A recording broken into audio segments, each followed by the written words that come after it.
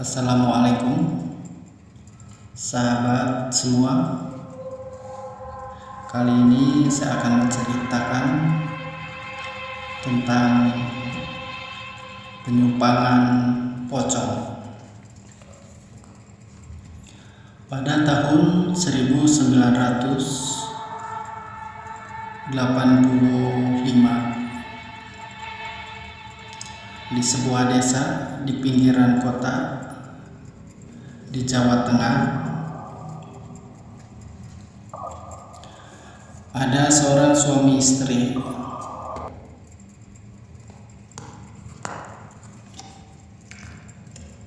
Dia sudah dicap oleh orang sekampung bahwa dia itu menyumbang pocong. Kehidupannya sederhana,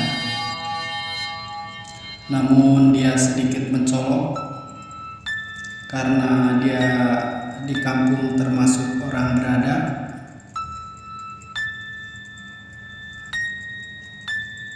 Dan dia itu seorang pedagang yang berjualan di pasar dengan seperti sayur mayur dan kebutuhan pokok lainnya.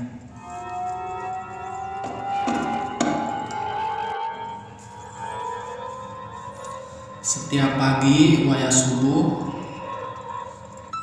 ketika orang masih tidur, mereka berdua berangkat ke pasar dengan menaiki sepeda. Kalau di kampung dulu orang berjualan itu suami istri, jadi suaminya yang mengayuh dan istrinya yang bonceng dengan membawa keranjang. Jadi istrinya itu duduknya di atas keranjang. Hal itu dilakukan setiap pagi sebelum subuh datang, sekitar jam 3-an, kurang lebih jam 3 pagi. Dan di pasar itu seperti orang umumnya berjualan dan kemudian pulang jika sore hari sudah datang.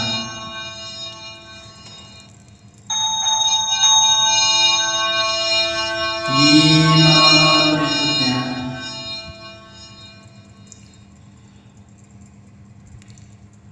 ketika terang bulan, ada seseorang, dia itu orang tua dan cukup pemberani. Walaupun sudah tua, dia sangat berani. Dia suka keluar malam, apalagi ketika purnama datang. Zaman dulu di kampung itu belum ada listrik, hingga gelap gulita pun diterangi oleh sang rembulan. Mungkin sekitar jam 11 malam, orang tua itu suka jalan dan suka mencari jalan pintas.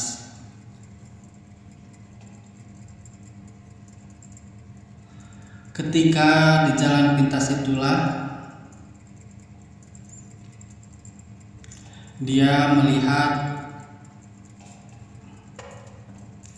sosok pocong yang sedang tertidur atau tiduran di tengah jalan.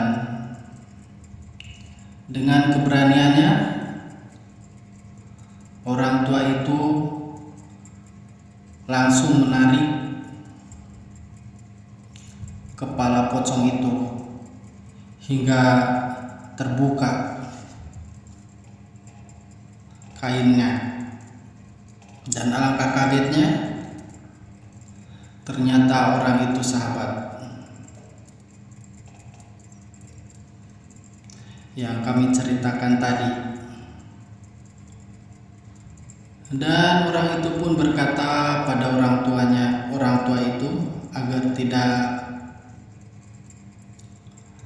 memberitahukan siapa-siapa dan diberikan uang. Namun orang tua itu menolak karena uang itu tidak halal, kata dia. Dan dia pun pulang dengan rasa kecewa dan marah. Dia berkata, seandainya kamu bukan orang yang saya kenal, mungkin akan saya potong leher kamu. Itulah kata orang itu yang diucapkan.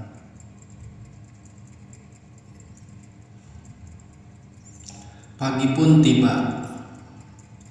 Gegerlah satu kampung bahwa si A ini nyupang pocong. Geger rame satu kampung. Dan akhirnya berita itu sampai ke mulut dia. Dan anehnya, ketika orang itu bicara sama dia bahwa orang tua itu pernah semalam bertemu dengan pocong, cerita begitu, dia itu mengalihkan pembicaraan dan berkata, nggak ada kata di kampung ini yang nyupang pocong seperti itu, katanya. Dan orang itu pun curiga bahwa hal yang melakukan itu sebenarnya dia. Dan akhirnya satu kampung itu tahu dari mulut ke mulut ketika ibu-ibu, bapak-bapak, anak-anak muda yang lagi nongkrong membicarakan hal itu. Akhirnya dia malu. Kampung yang asalnya banyak anak-anak ketika malam, ketika ada rembulan, akhirnya sepi sunyi. Dan